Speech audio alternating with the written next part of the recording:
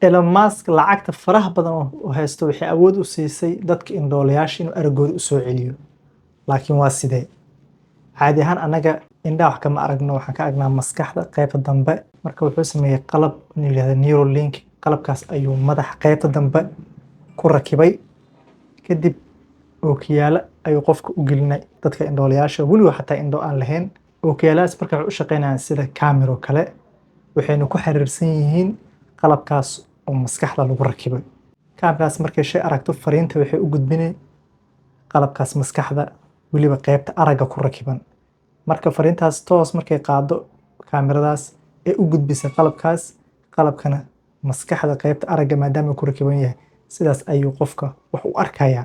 Maanta ka bacdi qof indhool lama arki doono, qof walba wax uu arki doonaa. Adduunyo maxaa aragti ku laaban? Kaliya waxaan oo dhiman inaan aragno lacag la dul saaro qof dhinto uu qofku u soo istaago.